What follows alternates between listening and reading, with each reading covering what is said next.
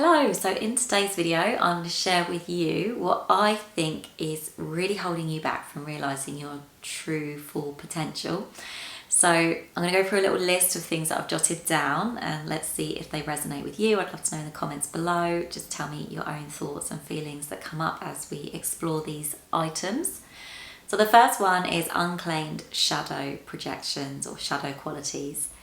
So this is where your ego decides how it's safe for you to show up in the world, and you'll then repress the opposite qualities into your unconscious. And it could be skills, could be talents, could be abilities, and then you're not able to be seen that way in the world, so that can really hold you back. So as an example, maybe you have a shadow around wealth. Maybe you grew up in a family that was quite poor, poverty driven, criticized rich people, and maybe in this lifetime you're here to create a lot of wealth for yourself. But if you hold on to a shadow that it's not safe to be wealthy, then you're going to judge rich people and you're going to stop yourself from being able to create that wealth for yourself. And then that's going to hold you back from realising your full potential, because you're not going to then be able to take the action that you need to in order to create the wealth that is meant for you in this lifetime. So that's just a really simple example of how a shadow projection could be holding you back. And they could be negative shadow projections, you don't want to be seen as a show-off, because show-offs are, judged by society and criticised. But maybe you're here to create a massive platform on YouTube and talk to millions of people about your experiences, but that ego shadow split is going to block you from being able to do that, and you're not going to be able to realise that potential in this lifetime. So that's like a negative shadow. And then a golden shadow could be you have this natural talent to sing, but when you were singing as a child, your parents would criticise and judge you and say, oh, do stop with that. That's not going to get you anywhere in life. You're not going to make any money as a singer. So then you repress your ability to sing and you forget that that was even a talent that you had.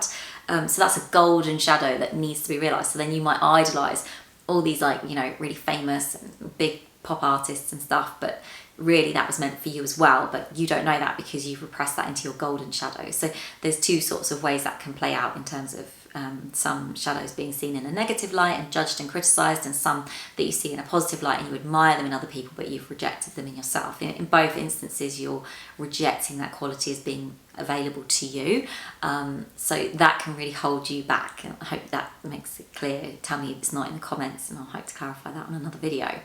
Okay, the second thing then is repressed emotions. So anger, fear, sadness, even jealousy, shame, all of these things, if they're repressed in the body and in the unconscious and you're not able to feel them, then they're going to be creating a negative vibrational frequency in your auric field, and then you're going to be creating a like for like imprint of that reality in your 3D physical world.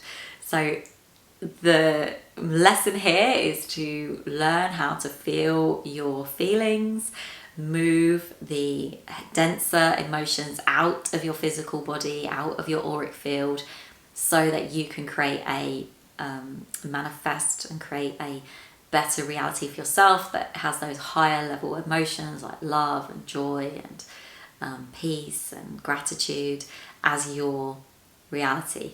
So that is going to limit you if you can't feel those feelings and they're there, because we live in a vibrational reality and like attracts like. So even if you're not aware of those emotions, they're still going to be pulling in a lower vibrational frequency potential for you.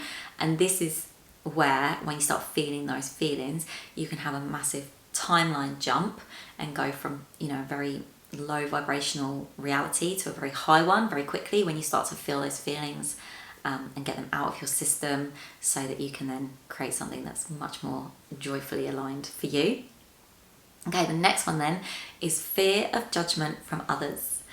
And this is very much related to what is meant for you in this lifetime and the goals that you're here to realise. Your desires, your deepest driving desires might not look so socially palatable, and so you might then fear if you take action towards that goal, even if it feels right for you, there might be another part of you that's saying it's not safe to do that, we can't make those moves because we'll be judged by this person, that group, society. And so that ego projection, that ego narrative is really going to hold you back from realizing your full potential, because you're going to make your goals more vanilla, more palatable, more socially acceptable, and it's not really going to feel so juicy and so like, yeah, like let's do this. So working with that fear and understanding that narrative, processing any emotions around that is going to be really key to you then being able to take that massive action that you need to go towards the goal. Okay, next one is then feeling like an imposter. So I'm going to guess that whatever your situation is right now, it's not where you want to be, and you might be wanting to make a massive pivot in your life to go from one thing to another. So I worked in the city as an IT program manager, and I've pivoted to life coaching, and very much when I started out on that journey I felt like an imposter. I was like, who am I to coach other people? Who am I to say that I can make these massive changes, like help them make these massive changes in their lives? Who am I to promote myself on social media as X, Y and Z? So I felt like an imposter inside. But really, I had all this life experience. I'd been on my own transformational journey. I'd got these qualifications. I had been practicing with other people, but still I was feeling like an imposter inside. So very much working with that energy of the imposter and understanding like, where's that fear coming from? Soothing that part within you that doesn't feel safe. And then that allows you to then feel like, yeah, I'm allowed to make mistakes. I'm allowed to do like trial and error with this. And that feeds into the next one, which is perfectionism. I think those two really do go hand in hand, is that we have been conditioned through the school system, through the feedback from our parents, that we need to be perfect, like we need to get A's, we need to, never do anything wrong, and that there's only a right way to do everything. Like the teacher tells you the right way to do something and you have to copy it, and then that's how you get your A. So we are very much taught that we need to be perfect. And if we're not perfect, then we are not good enough. And so we have these really high expectations for ourselves. And it's really driving this like real fear of like getting it wrong. But when you're on this journey, you realize that it's just one long life lesson. And there is no getting it wrong. It's just experience. It's just experiencing life and trying things out and trial and error and just getting the feedback and using that feedback to then take the next move and make the next decision. So there is no right or wrong. And when you can release yourself from that needing to be perfect and just allowing things to unfold and just witness, it just becomes so freeing. Like you can just take so much more action and just not feel so like cut up on like, oh, I said the wrong word there. Oh, I need to restart this video from scratch because, I said a few more times. And yeah, you can just let all that stuff go and you can just live and just breathe and just be in the moment and just allow yourself to mess up sometimes and realize no one's perfect. Like literally no one is perfect. So just let that go. And then just enjoy it. Enjoy the process, enjoy the journey, enjoy your becoming. Because that's what it really is all about. It's like you becoming more you and less programmed autonomous being through like society's conditioning. So the next one, I hear this so much when I talk to people, is like the lack of boundaries. And this goes back to like being connected with your healthy anger, but especially like people pleasers. I say it as we because I was definitely a big people pleaser. But that lack of boundaries is going to stop you from being able to realize your dreams, because you're always going to be putting everyone else's needs and desires above your own, to the detriment of your own needs and desires and goals. And so if you don't have a boundary to say, I would rather do what's right for me in this moment rather than what they are saying they need me to do, then you're never going to be able to realize your goals. And this is something I have to work through with people so many times, is like, okay, but you being responsible for cooking the family meal every single night isn't giving you the space to do the actions that you need to in order to realize your goals. So how can there be more balance in the family unit so that you can have that time for yourself? And that's something that really does need to be explored sometimes, is like the fears that come up around not pleasing everyone all the time. Because if you're always pleasing everyone else, then you definitely are not looking inside and seeing what you need in order to feel happy. And what can like so often build with this is resentment, because if you're never ever looking at what you need in order to feel happy, safe, energized, purpose driven, if you're always just looking at like what everyone else's needs are, you're not meeting your own needs, you're going to feel that resentment towards those people, and that's when relationships really start to break down. So actually, you are, by honouring your own boundaries, by recognising what they are, what you need in order to feel lit up in this life, you're actually saving those relationships. Which is the ironic thing, right? Is that when you start to meet your own needs, you stop feeling the resentment, and that relationship is more likely to survive, because the Gottman Institute was like contempt is like one of the biggest issues that like breaks marriages and relationships down. So if you are feeling that contempt, I can't say the word, but if you have that resentment for that person, that relationship is less likely to survive, and it's actually on you to be able to articulate what your needs are. And the only way you can know what your needs are is when you can actually like tune inside and identify those needs, and then communicate them in a healthy way. Again, then feeding into that is lack of clarity. So if you don't know what lights you up, if you don't know what you're here to do in the world, if you don't know your purpose, if you're not clear about what it is that you want to bring to the table, then no one else can be clear for you. It has to come from inside.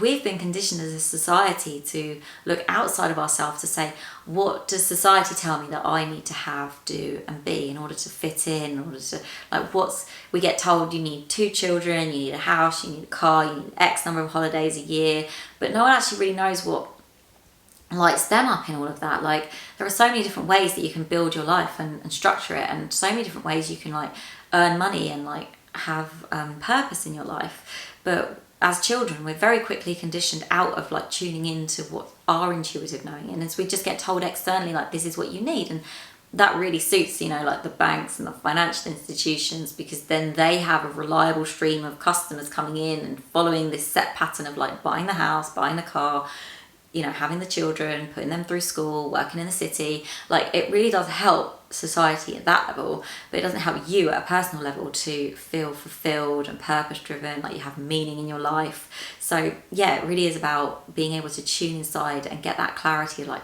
what is meant for me in this lifetime, not what society tells me I should want, but what do I actually want, and then start to work towards building that. And it might mean having to undo some of that stuff that you've already put in place, some of those foundations that were built on someone else's dream for you because it lined their pockets, but that's another conversation. And then the last one on my list is inconsistent action taking. So if you're very like stop-start, like you get an idea and you want to take action towards it, and then you feel the fear and then you start hiding again, then that is not going to help you realise your potential in this lifetime, because it's just inconsistent action taking, which is not something that Source or the universe really likes. It likes to see you be aligned, consistent, and feeling good about that goal consistently. So it does mean like tuning in and recognizing those fears and working with the fears and processing the fears, and then allowing yourself to take the action that's needed in order to then realize the goal. But if you keep stop starting, then that message is not clear, is not consistent, the energy is not always there, it's sometimes there, it's sometimes not there, sometimes it's in fear, sometimes it's not. And so that's going to lead to a very like jagged manifestation of that goal that's not going to feel good. And the key thing that I want to just highlight of all of the things that I've just mentioned is they all start from within. Not one of those is like, you need a strategy from this guru over here, or you need more money in your bank account in order to realize your dreams. No, it starts from within. Everything starts from within. Everything outside of you is a reflection of what's happening inside. So if the money's not outside of you, it's because you don't feel good about the money being inside. If the goal isn't outside of you, it's because you're not clear on the goal inside of you. If the clarity is not outside of you, it's because it's not inside of you. Everything starts from within. And then once you've got the clarity and the goal and the desire and the emotions are feeling good, you're at a good energetic set point, you're not fearful about the judgments of others anymore, then you can start laying the foundations of the plan and the structure and the day-to-day minutiae of how that looks moment to moment. But until you get it clear on the inside, it's not going to manifest on the outside. So I just wanted to like really highlight that this work is really an inside job first before it becomes an outside reality.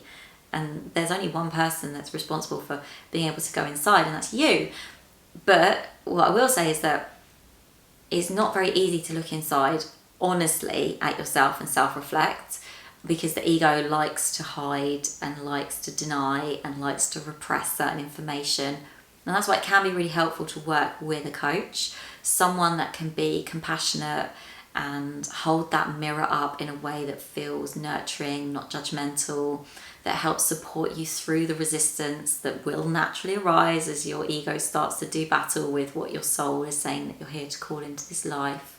And so if you are looking for someone to help you on that journey, I would recommend really strongly that book a discovery call with me, and I can help explain to you the process of how that coaching would look, how we could work together to help you unlock your full potential and move through each of these stages of resistance so that it just feels effortless, it just feels right, it just feels aligned and energized.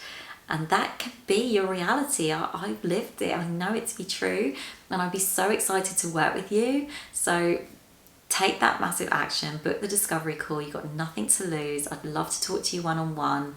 I'm here for you. And yeah, it's been a joy to have you here listening today, and I look forward to seeing you again soon.